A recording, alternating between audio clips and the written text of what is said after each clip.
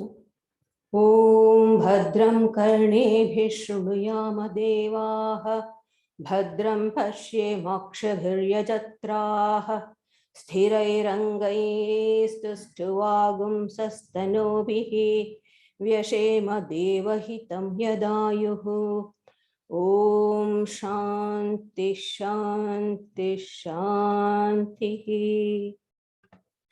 Om. May we, O gods, hear with our ears what is auspicious. May we, O worshipful gods, see with our eyes what is good. May we, strong in limbs and body, sing your praises and enjoy the life allotted to us by Prajapati. Om, peace, peace, peace. So we are commencing this series. I'm very happy to do it. It's a big revision for me, and I myself very much benefited by it. Mundaka Upanishad is one among the many Upanishads that the Atharva Veda has. Many Upanishads are beautiful Upanishads. Krishna, Mandukya, many are there. Mundaka is one among them. Mundaka, Mundan means shaven head, as you see in the picture. Just as the hairs are removed from the head, because the hair represents, it's black in color, at least in India. So black represents tamas. So as a sign of, a symbolic sign of removing the ignorance, the monks, the nuns, before taking their final vows, they remove the hairs from the head. That's the idea behind the shaving of the head. In the same way, ignorance and its effect, delusion thereof is removed from the individualized soul. I'll be repeating many things again and again, can't help it, because the subject is very deep, so, and the language is very sophisticated. So, ignorance and its effect, delusion thereof is removed from the individualized soul. So the root cause of delusion is ignorance. Through the knowledge of Brahman, the ignorance is removed. Hence, the subject matter of this Upanishad is Brahma Vidya, the knowledge of Brahman. And the Vedas are the source of knowledge, which are, in Sanskrit we call it Apaurusheya. That means not founded by any man. The sages are only the seers and the propagators, propounders of this knowledge, and not its creators. So at the very set, a question is posed. What is it that by knowing which everything else is known? What is it by knowing which everything else is known? And the Upanishads emphatically reply that by knowing Brahman, everything else will be known, because everything in the universe is nothing but the effect of Brahman. Do you understand? The cause is Brahman, the effect is the universe. So everything in this universe is nothing but the effect of Brahman. We must know, according to Vedanta, the effect is nothing but the cause in a different way. This is the proposition of Advaita Vedanta, that the effect is nothing but the cause in a different way, and that the effect does not have any separate existence apart from the cause. The effect does not have any separate existence apart from the cause. This very clearly we have to understand. Very clearly. Upon this is built the structure of Advaita philosophy. That the effect is nothing but cause in a different way, and the effect does not have a separate existence apart from the cause. So we know the subject matter, and what's the use of this knowledge? Prayojana. These are the things when we study a treatise or Upanishads, we try to understand what's the subject matter. Does it have any meaning for me? Because Vedas will never tell anything useless things. There must be some purpose behind it. And what's the purpose? That is the prayojana, the need. So what is our need? Why do we study the Upanishads? For the cessation of ignorance and sorrow. That's the negative way of one answer. The other is, the positive is to attain the attainment of peace and bliss. Twofold purpose: removal of ignorance and sorrow, and attainment of peace and bliss. These are the purpose for which we are studying the Upanishads. And who is the person eligible for it? That's adhikari. That's another important thing. There is a need for eligibility. So what is it? Those who are keen to overcome their ignorance by adapting proper means are the adhikari, the eligible person for the study of the Upanishads. If a person is endowed with dispassion and renounces all the attractions of the world and practices the disciplines that the Upanishads entail on us, then one is supposed to reach the goal. And if a person, a mediocre person, studies this, they also will be benefited by constantly studying the Upanishads and reasoning. The intellect gets refined and sharp, and that's the benefit. Then it becomes easy for us to cut the bonds that tie us down to the world. And another important thing is the Upanishad mentions about the Guru Parampara, the lineage of the teachers, and points out that this knowledge is superior because it has come down to us right from Brahma himself. And the third point is the Upanishads and the commentator Shankaracharya have again and again mentioned that knowledge and actions are antagonistic to each other. Vidya, karma, virodhascha. Knowledge and actions are antagonistic to each other. What does it mean? Let's see. When they say action, it means only the desire-oriented action or egocentric action, because it is the product of ignorance. And how are they antagonistic? Let's see. First of all, we must know that through knowledge, one knows that one is actionless, akarta, non-doer, because through knowledge, we know that we are infinite Atman. Our truth is that we are all pervading, infinite, non-dual. As such, where can action be? Action arises from subject or object in Dvaita, in the dualistic conception. But whereas when you understand that you are one without the second, when I have the knowledge of my nature, which is one without the second, question of action doesn't arise at all. So you know that you are actionless Atman. So that is one thing. The second thing is, and in that case, what happens is the action is not mandatory. And secondly, through knowledge, we become desireless, akama, absolute no desire, and purnakam, satisfied within ourselves. We are satisfied. There's nothing, we don't need anything to make us happy. We are self-fulfilled. So that is the second thing. So in the absence of desire, why should somebody exert oneself in furtherance of their self-interest? So naturally, self-interest is not there. Any action, the Gnani might perform action, but it is not in furtherance of his self-interest, because the self has completely gone. So that's the second refutation, antagonism again with knowledge and action. And the thirdly, when we do action, we have what you call time, sense of time and rule. These are necessary.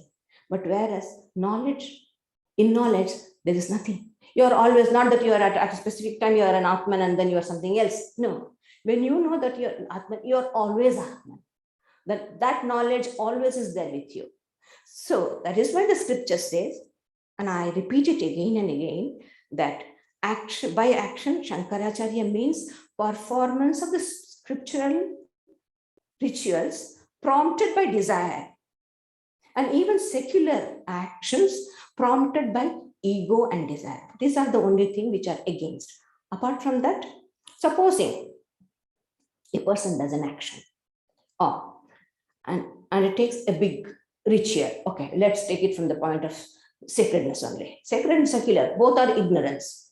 So from a a sacred point of view only, we'll take. A certain person starts a big sacrifice with naturally with intention, some desire-oriented action it is for. And during the course of the performance of the action, the desire for the result disappears from the mind. The mind retreats from the desire. Now what happens? The karma is started, the ritual is started, and you can't stop it. The ritual is performed, but when the result comes, the agent is not there because he has retreated. The ego has retreated. So what happens? What will happen to the result? Because the result of action is inevitable. When you do some action, it comes. But in the absence of the agent, the result go back to the Ishvara from whom it comes. So, in Sharada Math, in Ramakrishna Math mission and all, we do perform big rituals. Big rituals are conducted. But everything, the motive behind is knowledge and love and good of the society. This is where we fix the resolution. It's called as Sankalpa. We resolve for what? For knowledge, devotion, and for the good of the society. And none of us are the agent for it. It is all done in the name of Holy Mother. So she will reap the fruit of the action, and the actions are performed in very precisely. So we are bound to get the result of the action, but the result of the action goes to Holy Mother, who is a universal being who distributes it to everyone. So we are no agents, we perform it just since out of love, and the result goes to one who gives the results, Ishvara. So that is how it is. In the Gita, Shri Krishna tells, in the 3 words, O Partha, I have no duty, nothing that I had not gained, or nothing I have yet to gain, but still I perform actions. Because there's no ego in Shri Krishna. So all sacred and secular actions arise from the mixture of truth and non-truth. That I am this is mine, and all such knowledge is possible in the relative state. Even the spiritual practices, what we practice, are also for the superimposed ego, the jiva, who is not free from the adjuncts. That is, for example, I am a sannyasini. So that's an adjunct for me. That's an upadhi, that's an adjunct. In reality, I am pure, infinite, imperishable, one and non-dual reality. That's my true nature. But at the moment, I have got a very, white ignorance or white lie, because to say that I have a body is a lie. So I have got a white lie called I am a sannyasini. So that is a thin veil between me and the reality. So that's how it is. So as long as we are in the relative plane, then we have all the scope for knowledge, karma, bhakti, everything, until and unless we are established in the universal consciousness. And above all, again, the Upanishads stress the importance of tradition because it maintains the purity and the sanctity of the scriptures when it is transmitted through sincerely striving sadhakas. That's more important. And so we will start from the first mantra. I will chant the mantra once in Sanskrit because it is these mantras are written by the seers. They carry weight in them. They produce their vibrations. So I'll chant once and then we will. Om. The first number 1 mantra, Brahma Devana. Here. I'll read chant the Sanskrit. Om Brahma Devanam Prathamas Sambhavuva Vishwasya Karta Bhuvanasya Gopta Sa Brahma Vidyam Sarva Vidya Pratishtham Atharvaya Jeshtaputraya Praha.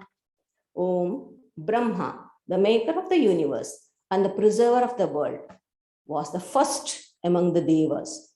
He told his eldest son Atharva about the knowledge of Brahman, the foundation of all knowledge.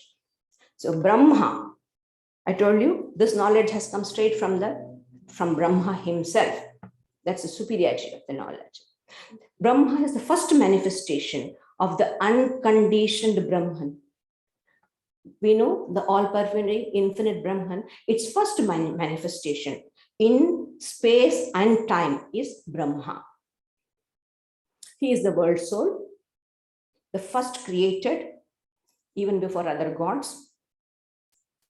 He exceeds the other gods in knowledge, power, and renunciation because it's very transparent. The ignorance is very, very transparent in him.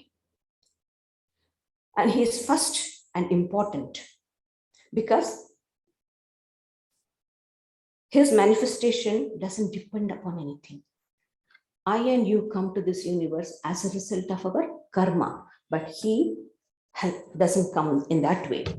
He's a subtle unmanifest who is unborn.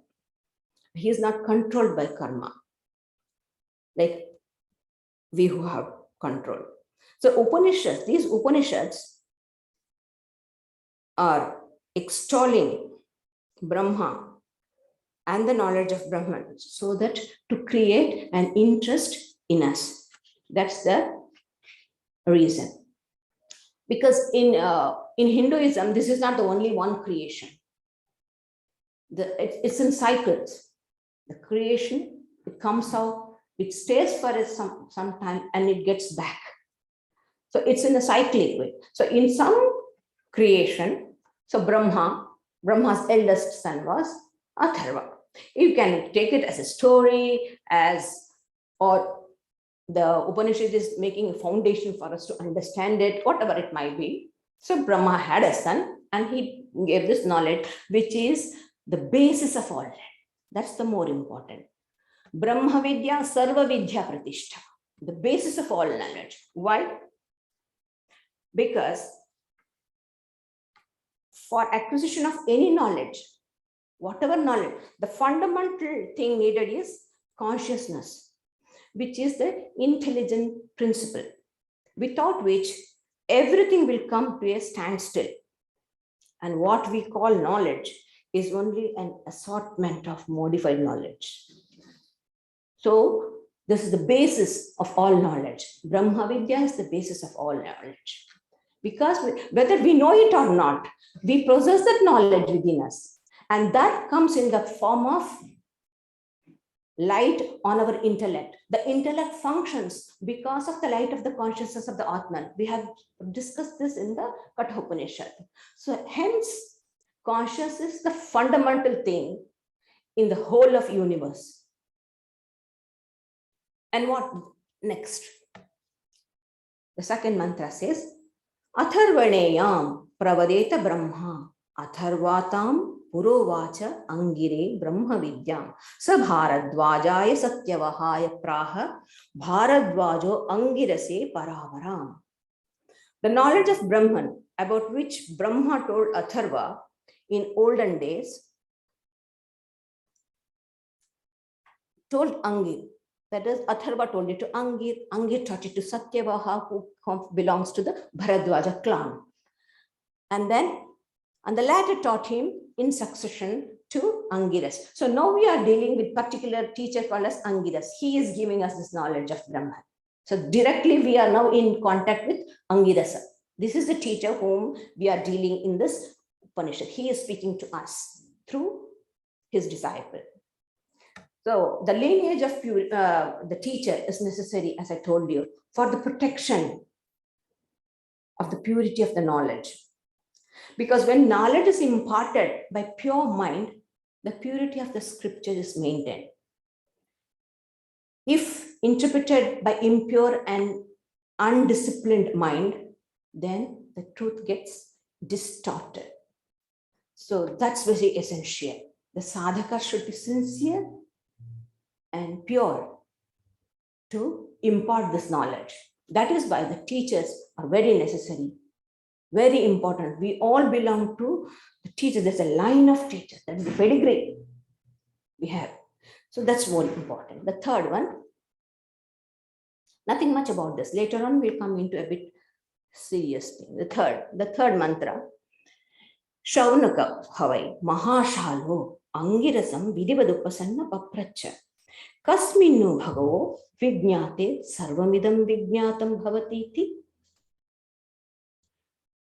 Shaunaka, the great householder, approached Angiras in the proper manner and said, "Revered sir, what is that by knowing of which all this becomes known?" That's the fundamental question.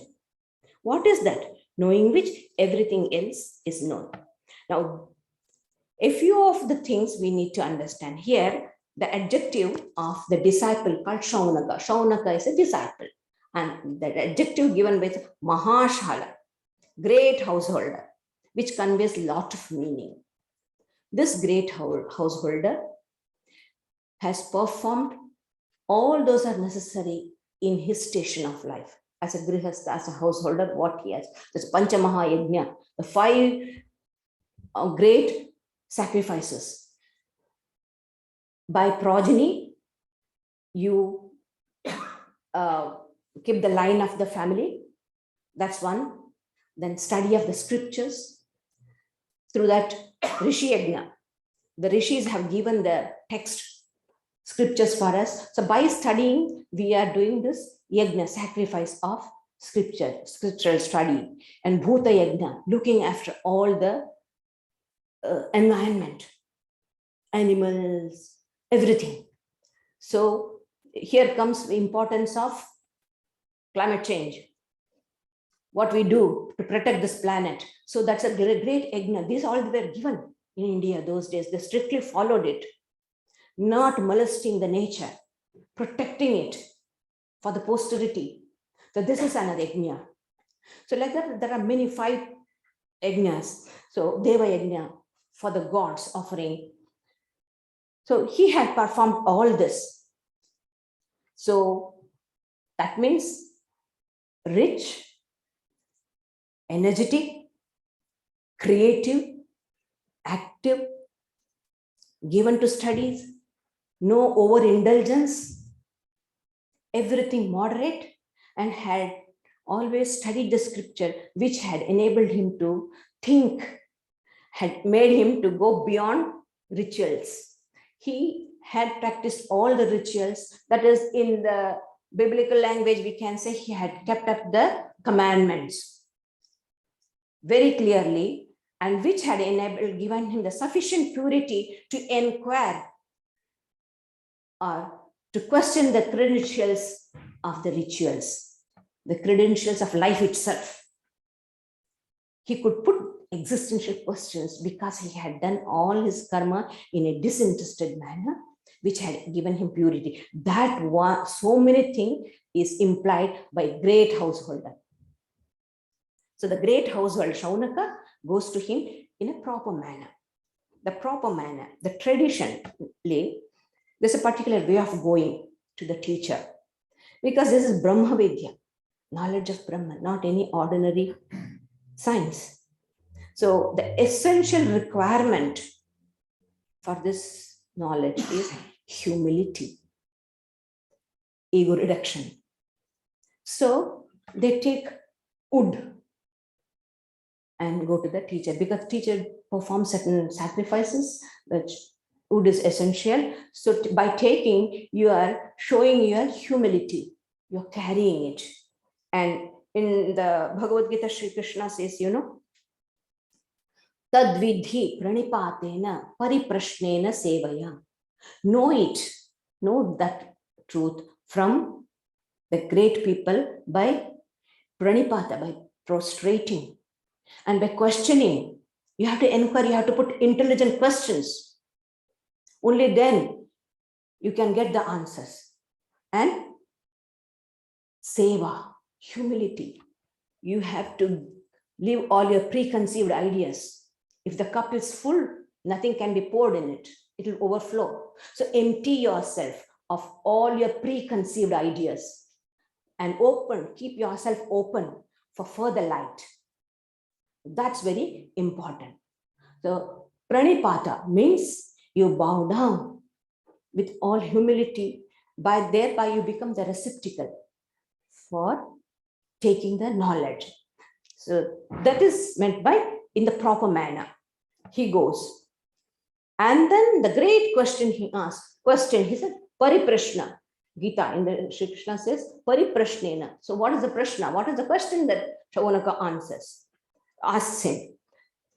This is, what is that by knowing which everything else can be known? See, if we want to know everything, there are infinite things. So whole of eternity is needed for us to know each individually one by one. But there must be something fundamental by knowing which everything else will be known.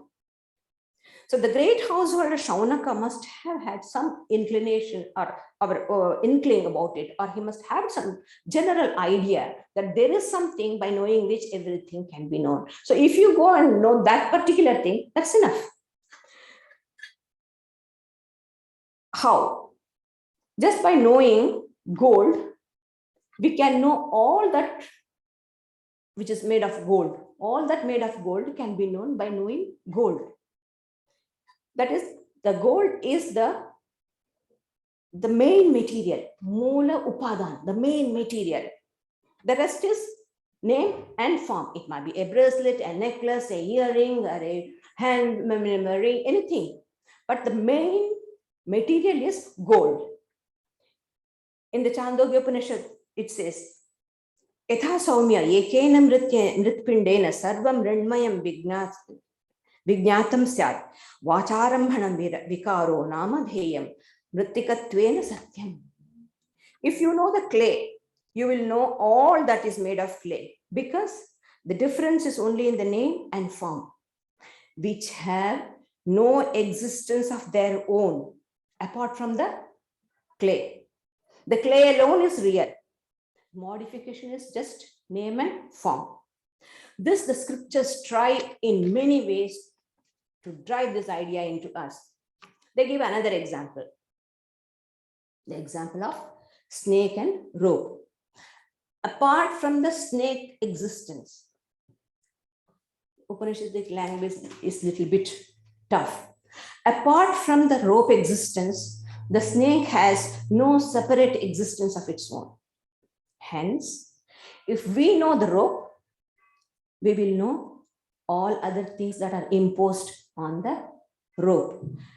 Because somebody may see it as a snake, or someone may see it as a stick, or someone may think a garland, or maybe a water running, water has fallen, and somebody may think the floor is cracked. See, all those things you can think in the semi-darkness. So each one's perception is different. But it's nothing but rope. So all this whatever is superimposed, they don't have any separate existence of their own apart from the rope. That's the proposition of the Vedanta. This is the conclusion of Vedanta. The moment we know the cause, there's no need for us to bother about the effect, which means the cause alone is real and it alone matters. Once you know the cause, you know everything. We don't have to bother about other things. What the world is made of. No, we know the cause, and the cause is spiritual, imperishable Brahman. Because if the superimposed thing, supposing this, we superimpose a snake on a rope, okay? Superimpose, that's the effect. The cause is rope. The effect is snake. If this effect had a separate existence of its own, then we would have perceived it. We would have seen it.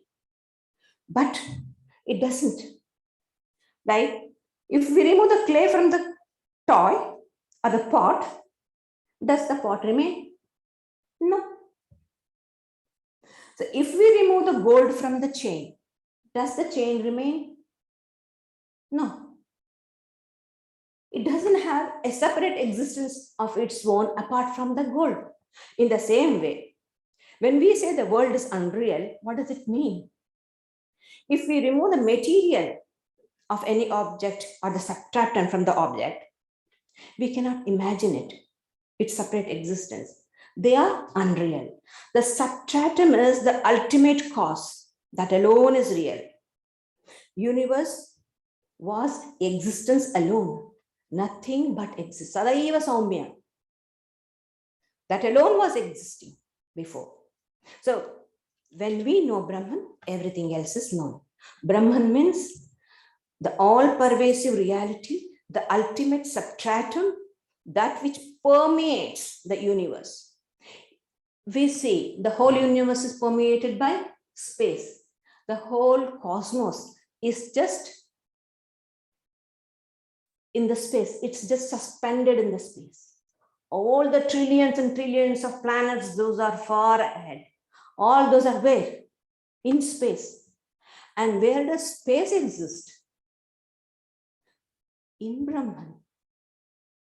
So just can we imagine how vast your personality, your true nature is? Which can hold space itself. The whole cosmos is in space, and that space is within you. So you hold within you the whole cosmos. That's the beauty of Advaita. So this is what the Upanishad wants us to establish in, and it stresses this again and again. The fourth mantra comes.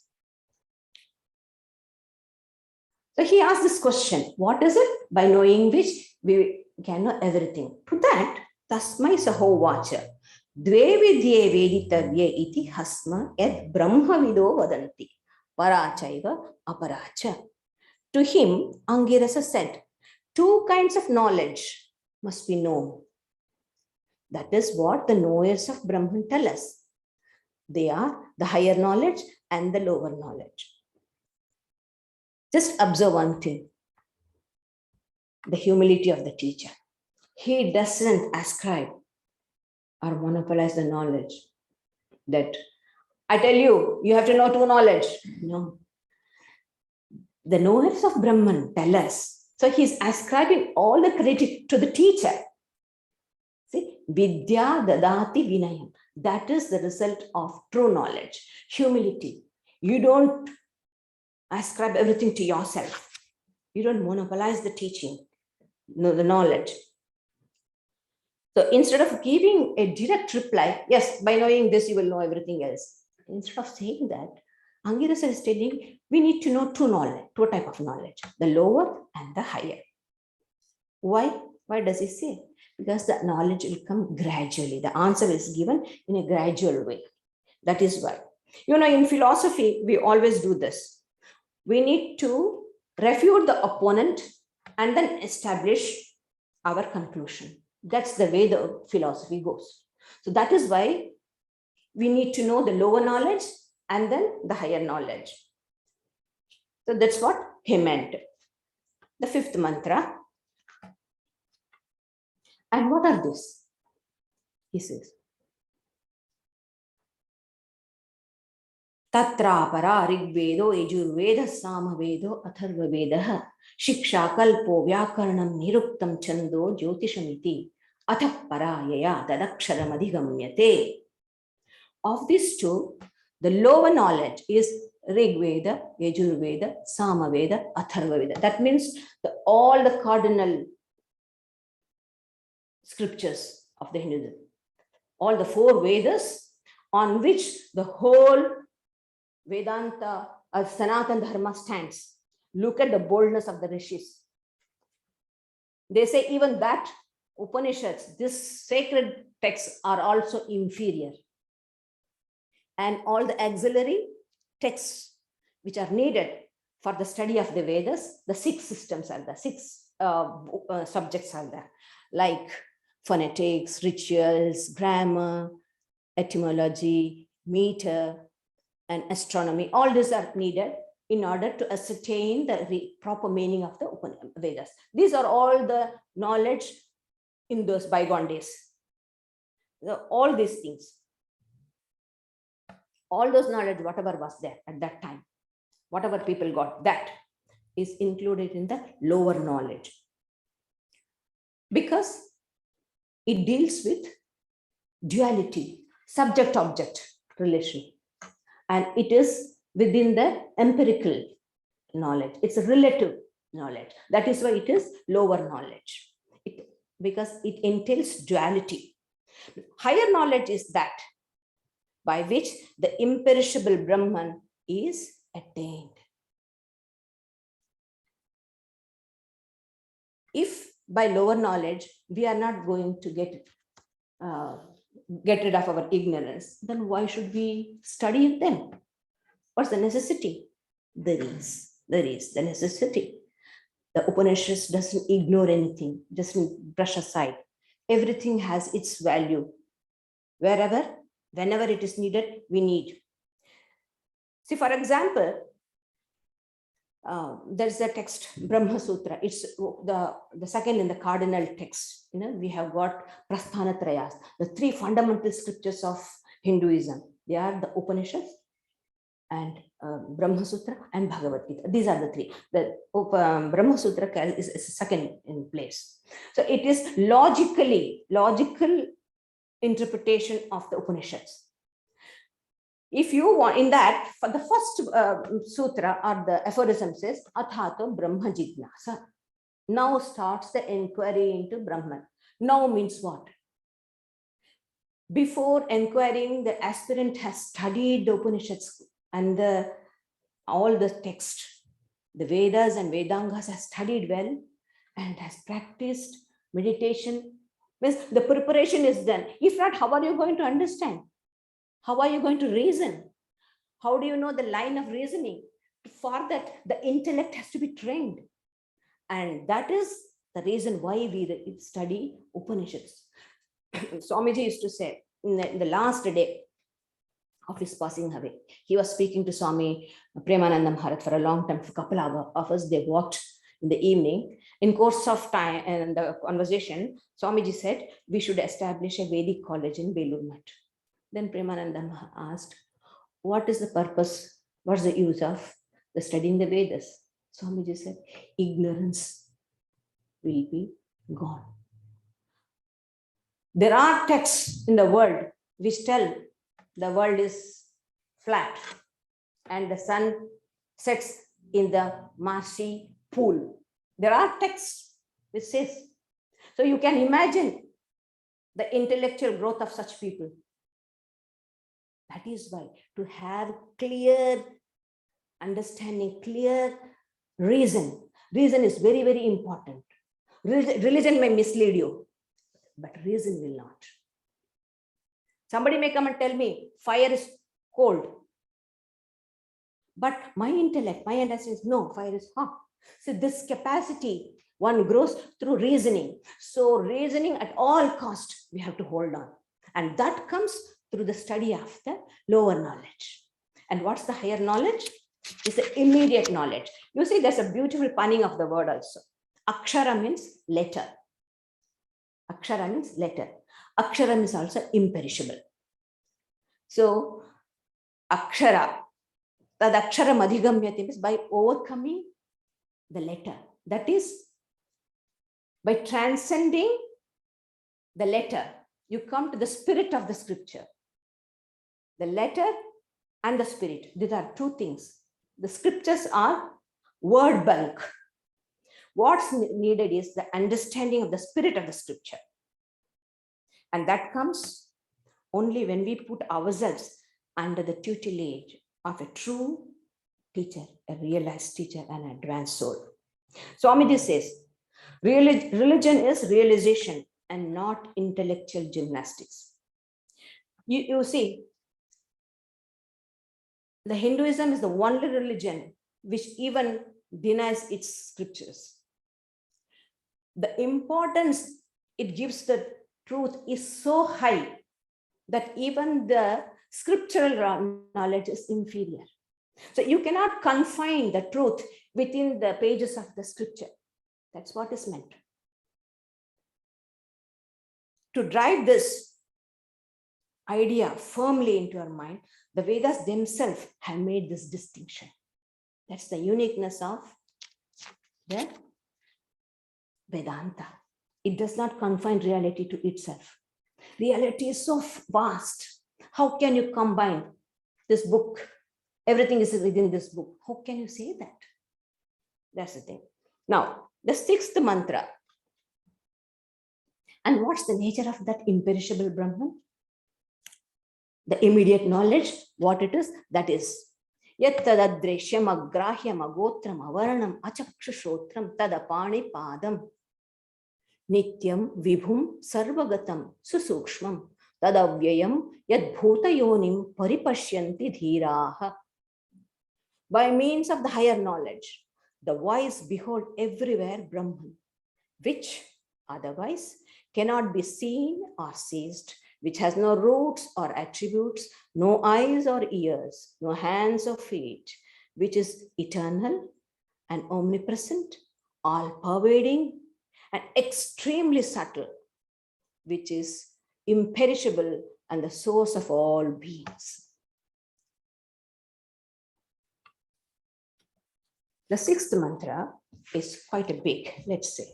The Shruti, that is the Upanishads, instead of saying Pashyanti, you see, Pashyanti, Paripashyanti is again. Pashyanti means see, to see.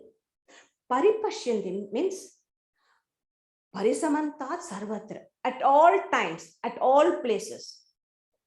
At all time, at all places, not just during the meditation or at some other, or in some other holy places. You see the manifestation Brahman only in Tapovan or in Vedanta Hall. No, not anywhere else. And when you go out, you encounter a devil. Oh, no. Be it within or out. That's why Swamiji said, no, it's good to be born in church, but bad to die there. Because you have to outgrow and perceive the reality. If you have perceived within the temple, to perceive the same reality outside the temple too. So that is the idea.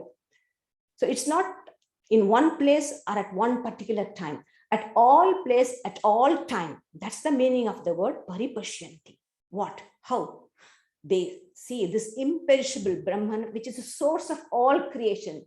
The animate, inanimate, both. Who says that? The knowers of Brahman. They see the truth, the supreme tattva, the parama tattva, the supreme truth they see. So this mantra has two, it's divided into two categories. The first one you can very well say, it describes Brahman in its negative attributes. The other, it gives some positive epithets.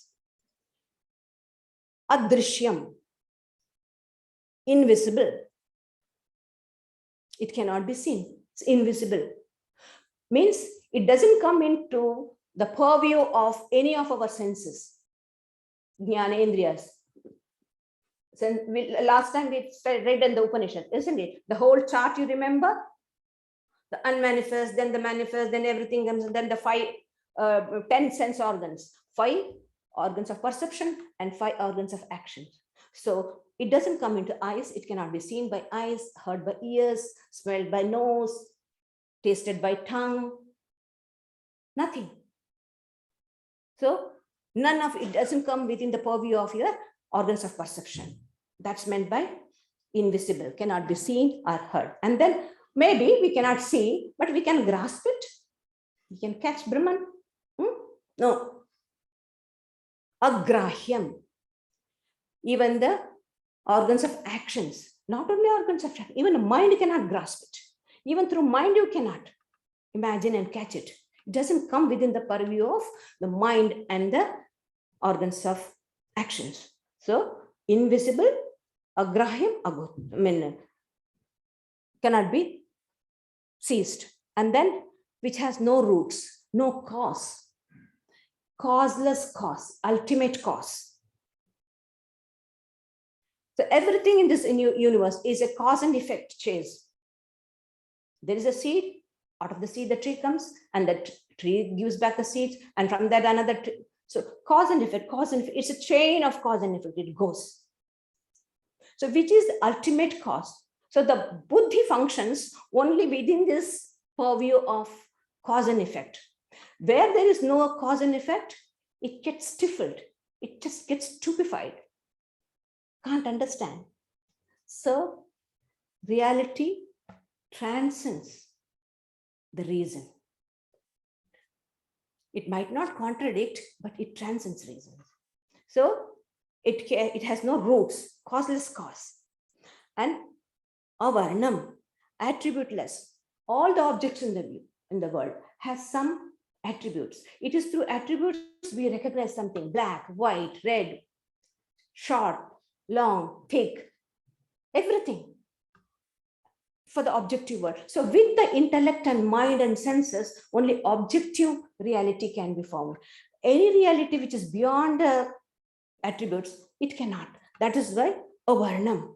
Then maybe I may not have, but Brahman may have eyes and ears.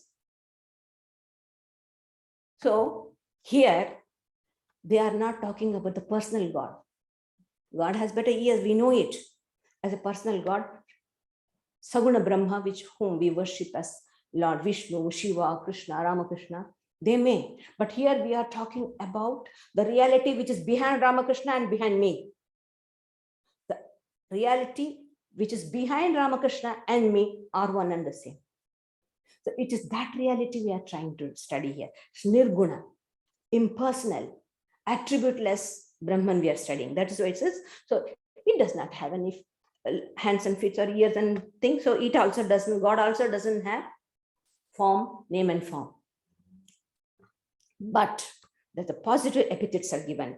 Nityam, eternal. Naturally, that which is unrelated, uncreated must be eternal, which is not subject to deterioration or mutability. So something which is not subject must be eternal. And then vibhum. Vibhum means it's eternal, but it manifests through all the objects. In every one of you and me, that reality is permeated, isn't it? So that is called as vibhu. From Brahma to the blade of grass, into everything, it permeates. Sarvagatam, all pervading, permeating everywhere. And susukshmam, extremely subtle, subtler than the space. As I told you, everything is suspended in space. And that space is suspended in Brahman. In and through Brahman, otak protha, that's the word we use. Permeating in and through Brahman. Just as the space is, this hall is permeated by space. This wall is just an obstruction. Break the wall, the space becomes the same. So in the same way, everything and space is permeated by Brahman. Just imagine the subtlety of the Brahman there. So social but avyayam, imperishable, because it is not an object. It is not subject to death and decay. Death and decay is only possible for that which is material. It is spirit, it's spiritual. That is why it doesn't have that. So that which is changeless, imperishable, inexhaustible, as the source or the cause of the universe. The sages know it as such. See, if it is changeable, we wouldn't know it. If it is changeable, we wouldn't know it.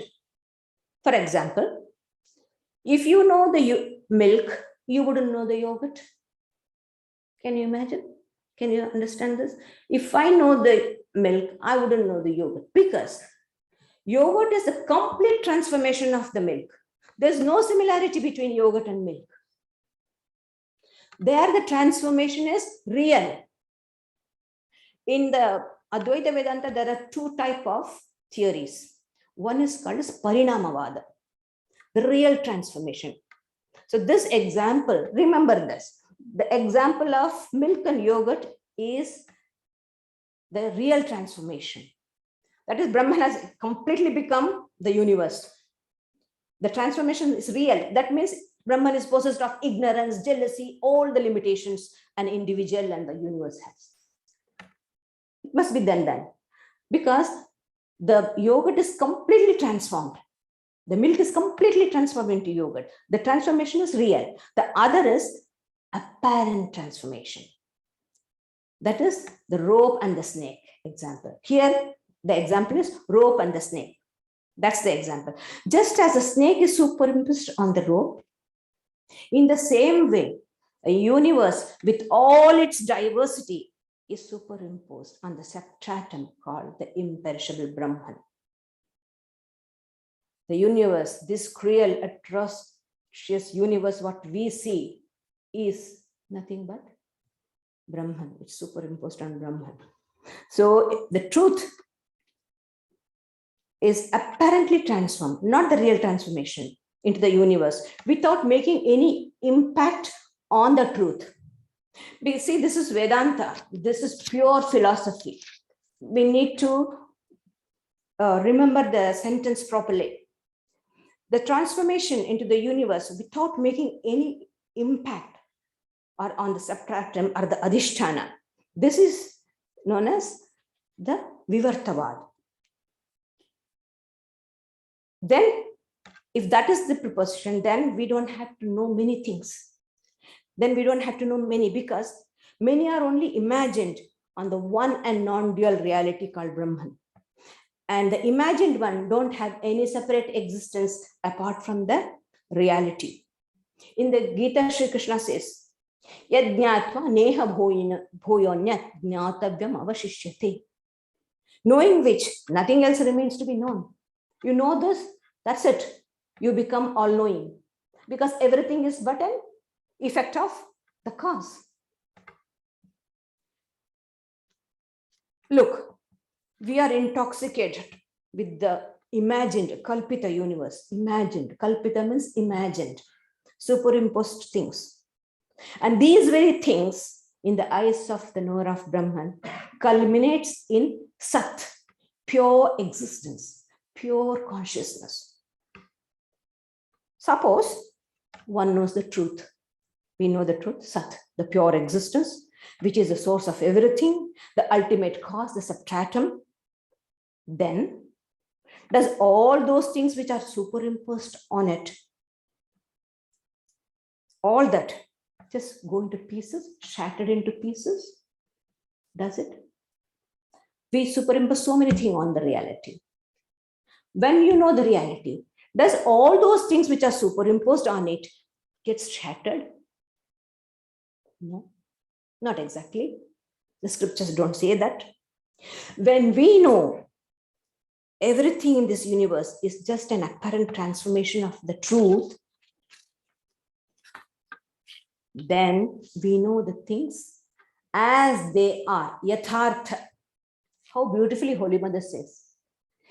When you realize God, what happens? Do you grow two horns on your head? No. You know what is the real, what is unreal. It's just a spontaneous detachment comes out of it. A natural and spontaneous detachment comes out of this knowledge. And this knowledge relieves us from the greatest delusion and fear. And what are this? This delusion at the individual level is my own body and mind.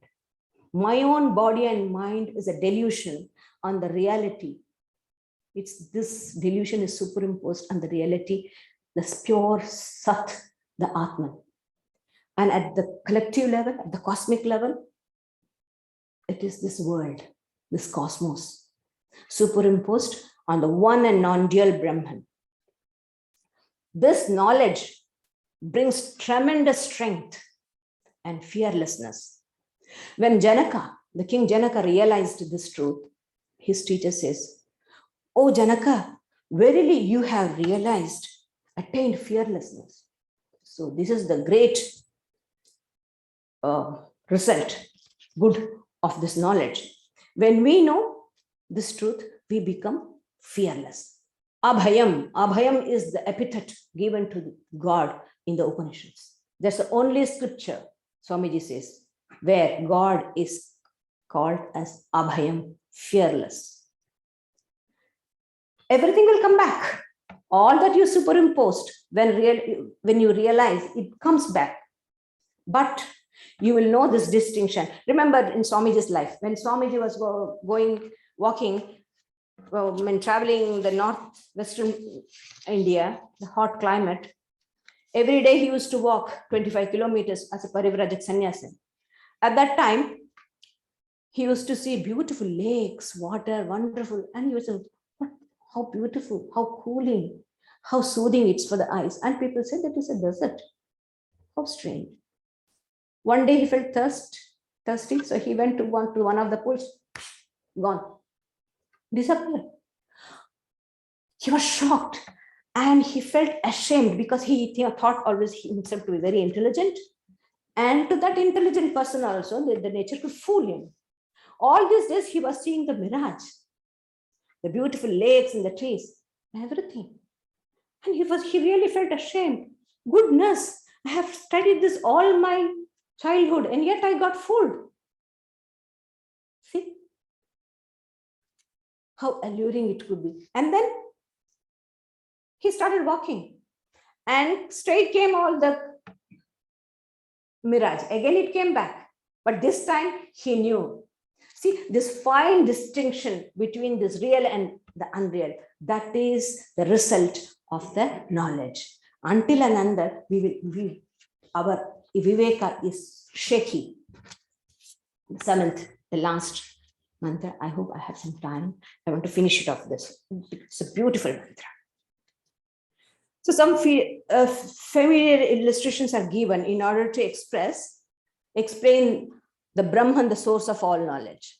See, Idhornanabhi srijate grihnate cha yatha prithivyam oshadaya sambhavanti yatha satah purushat kesha lomani tatha ksharat sambhavatiha vishwam.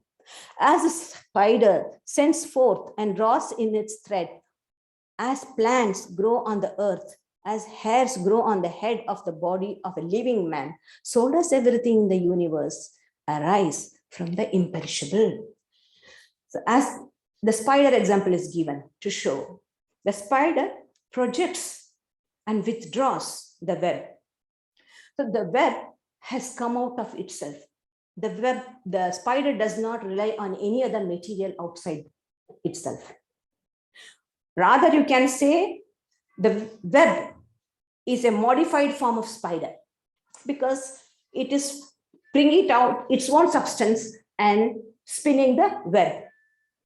In the same way, Brahman, the supreme reality, is the material of the universe. And also the efficient cause. There are two causes, material cause and the efficient cause.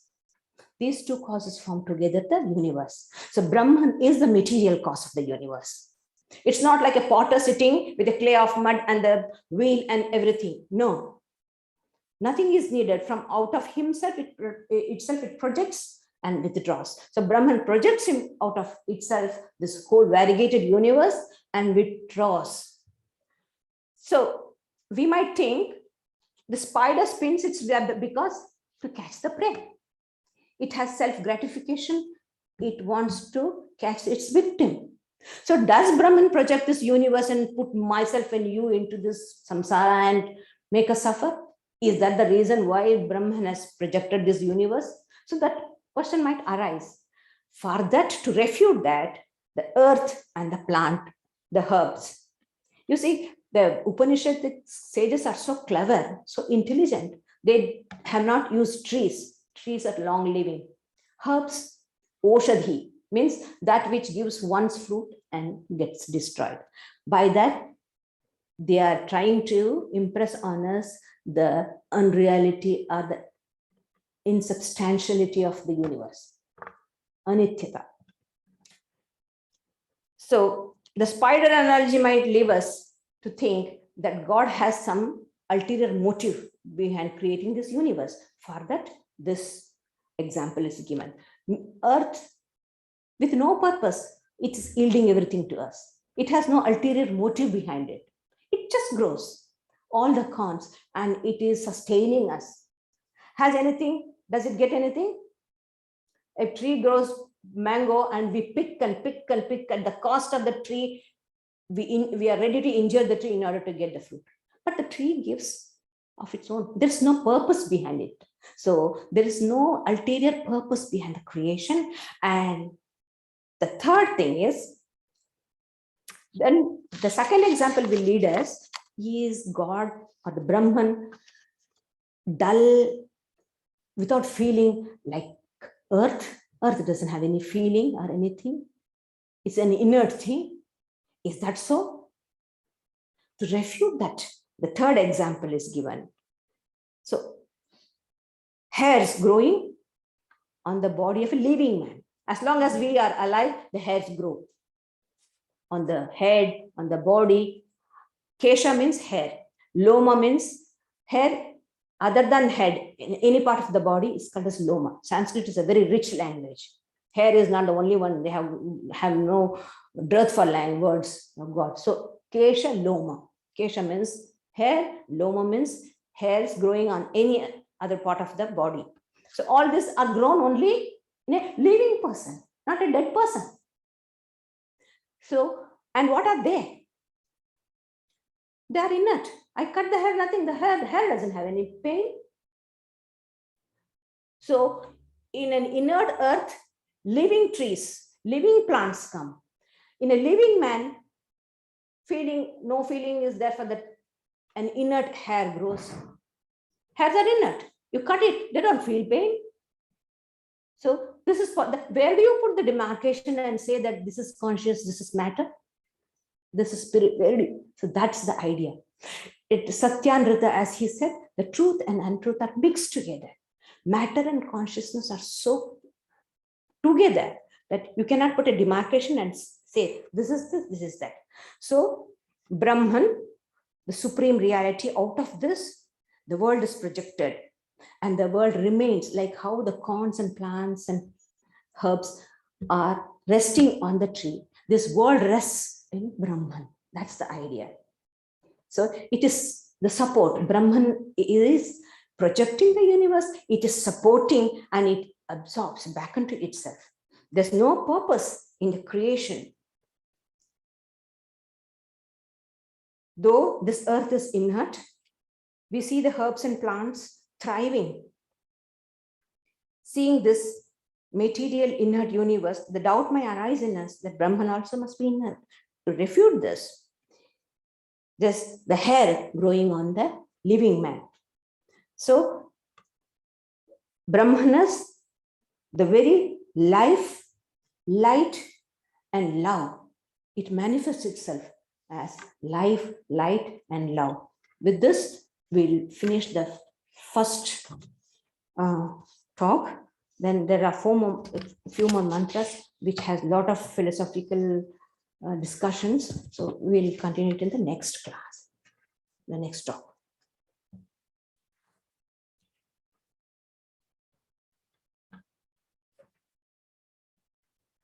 So there's time now for some questions and answers. Just a moment to go. Oh, no problem. Okay.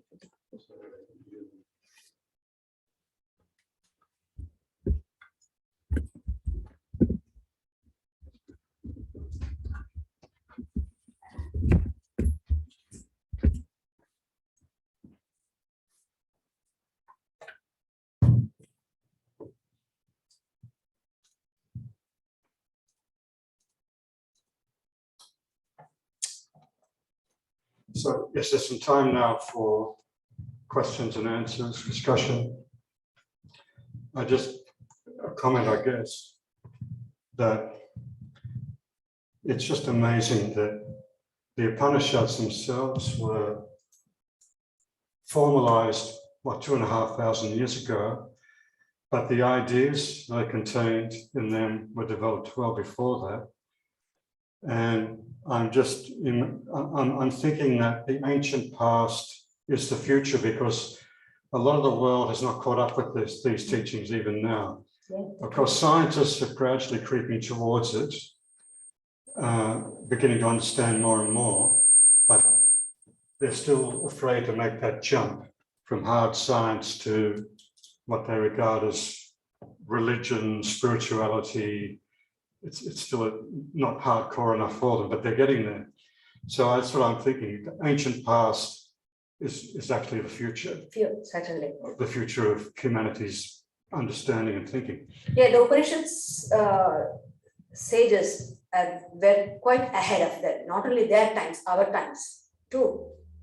And you know, last a few months back, we saw at night. Remember Gayatri Panaji, Ben Cox program, and he was speaking how the galaxies come into existence, they stay, and how they have a natural death of it.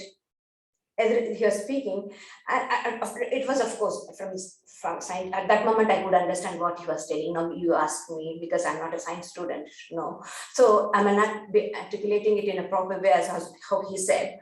But he was telling ultimately, finally, he said, as a scientist, I cannot say further than this. There's an ultimate intelligent principle who is behind all this. All manifestations, all preservation, all getting back, it's happening in that one consciousness. So that he couldn't tell, but he just kept quiet. He became silent. The experience, whatever he was, it was so overwhelming. He knows the reality intuitively, but as a scientist, as he couldn't bring it out. See, that is the thing. But if you are a seeker of truth, you have to break this prejudice. You have to break it.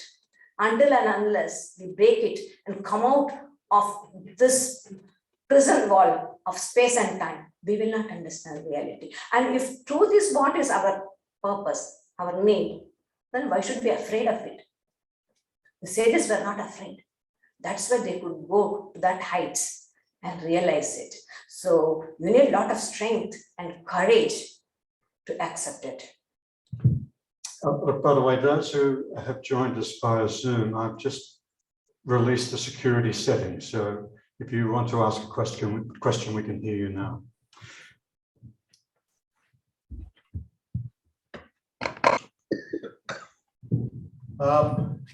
You said that there's no particular purpose to the creation of the universe. Why should I not find that depressing? There's no point to it. If there's no purpose or point to it, why should I not find it depressing? Yes, there is no purpose in the creation. There is no ultimate purpose in the creation, because the reality is infinite. In infinity, there is no objects, and in absence of objects, there is no desire. Can you understand? Infinite, all-pervading reality in relation to what should it have any purpose?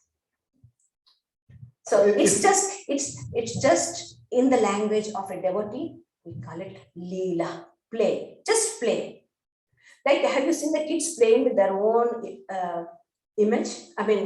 shadows? They play. They think that's another person. Let's start playing with it. So it's just like that. If I found it depressing, I guess that's because that's a sort of desire. It's still a negative desire. So if you remove all desire, then it doesn't really matter, does it? No, there's no matter. Once you remove the desire, then you have your full play. With all enthusiasm, you can play.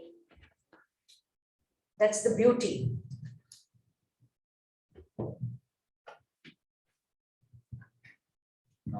Sometimes we call the universe or try to put it in consciousness and energy. So I'm just trying to get your view on it, or it's just my view thinking everything's consciousness, in a way it's truth.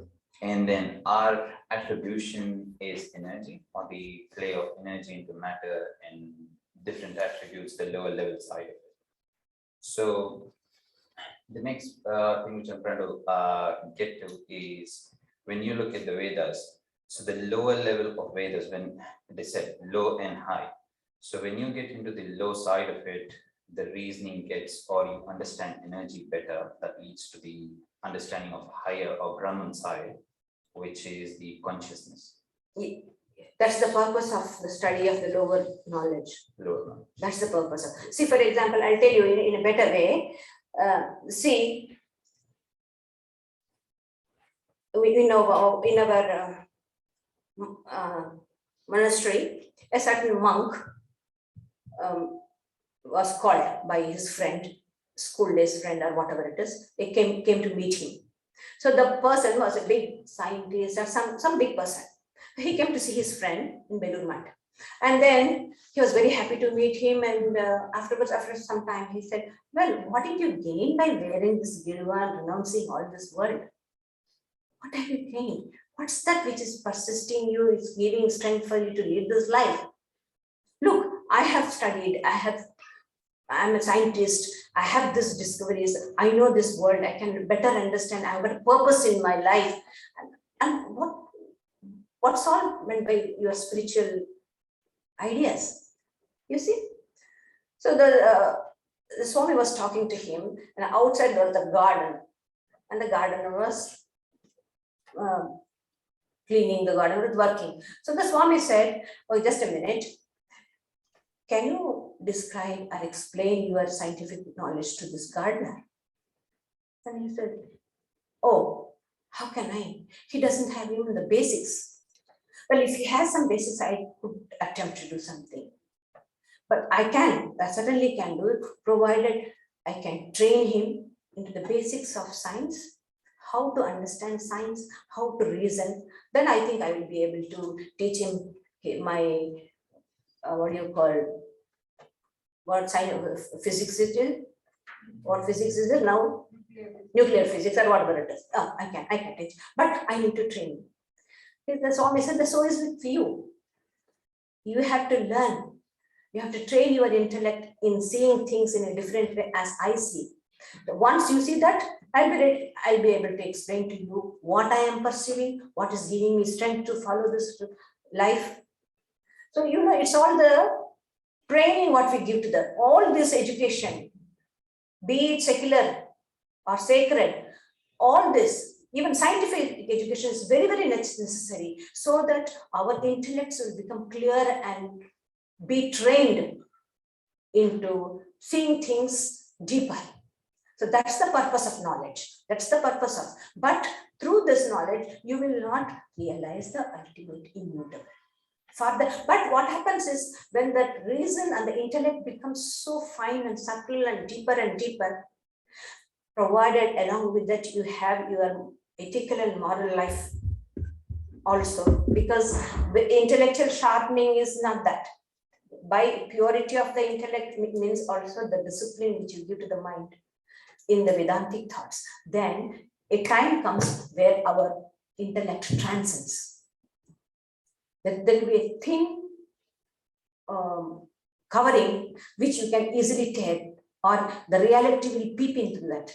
To that extent, your intellect has to be refined. And for that refinement is the education, moral values, ethical values, all this is for the refinement of the intellect. And just to addition to the same thing, does it lead Upanishads at the end says everything's like infinity or shunya? Not Which sure. is- Shunya is another negative way of putting the infinity.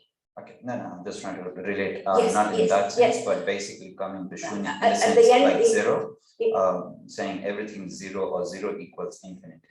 Zero is equal to infinity. Zero is purna. When you want, Okay. you draw a full circle. Full circle. You don't draw a zero circle. You don't say draw a full circle.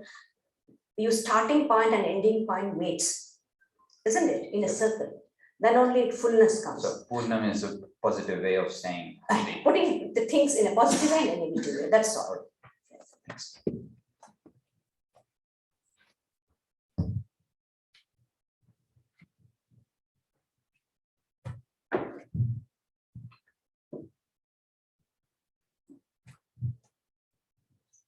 Mataji, there are two causes you mentioned, material and efficient.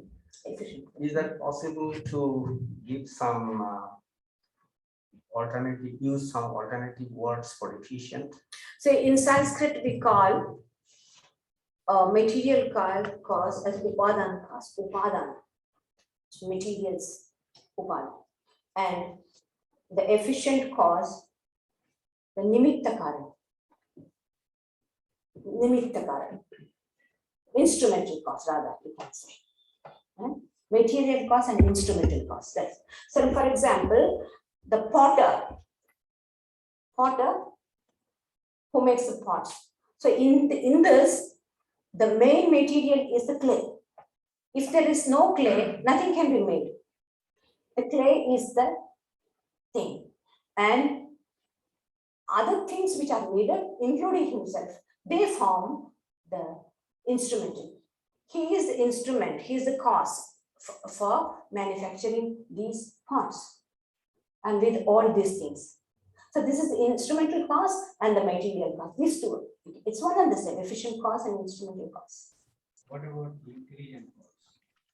Intelligence is not a cause, it is in itself is a cause. It is the intelligence is the ultimate cause. Because without that intelligence, nothing else comes. The whole universe is nothing but the projection or of the manifestation of that pure intelligence. How you see, look at this mechanism of this body.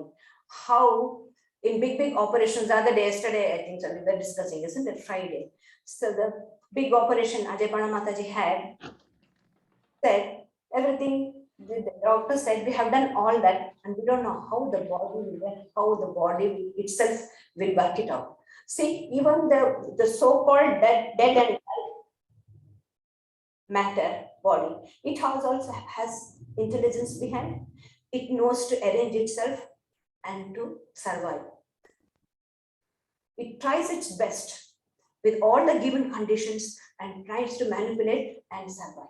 The survival is the main important. That is there even in every cell, that idea is there. Even in that. So where can you put a bifurcation and demarcation and say this is intelligence and this is matter? It's so fine and so subtle. So intelligence is always the cause of the universe. Without intelligence, nothing can happen. Nothing can happen. Nothing is, there's absolutely no. Who is going to see the manifestation? Who is going to understand the world if there is no intelligence behind it? It is the ultimate cause.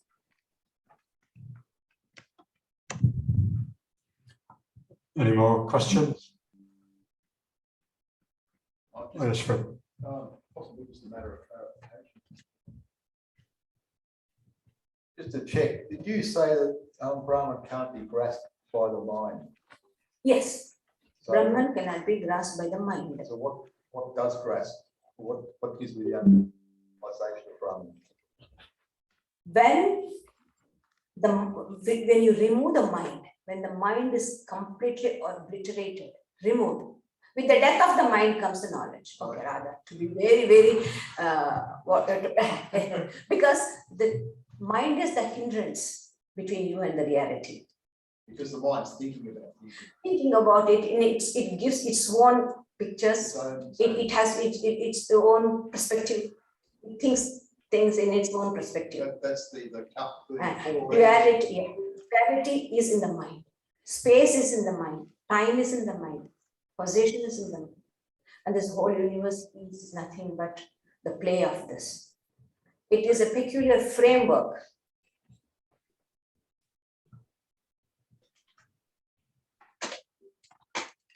Yes, so thank you everybody for are there any more questions? I think we'll wind up. There's just a few announcements to make. Thank you.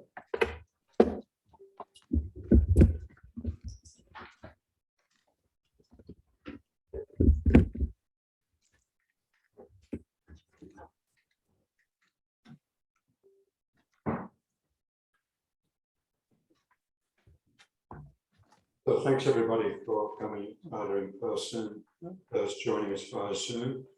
Thank you. We recorded this. It will be put up on our YouTube channel in a couple of days' time. This Thursday, the yoga class recommences after the school holidays. So it's from 10 to 15 a.m. here in Vedanta Hall. Next Friday, we will have our fortnightly spiritual discussion led by Gayatri, a continuing study and discussion from the book Science of Happiness. And next Sunday, we'll have the monthly talk on the Gospel of Sri Krishna.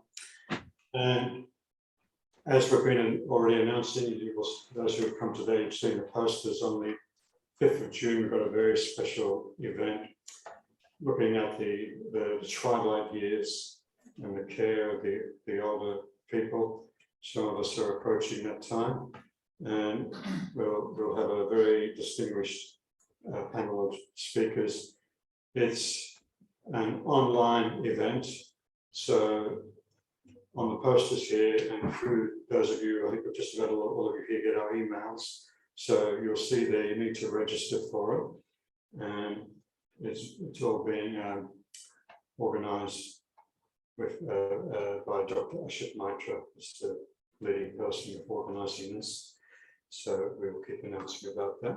And if you are planning to attend, to participate, then it'll be very helpful if you let us know as soon as you can now. So that will help with that plan.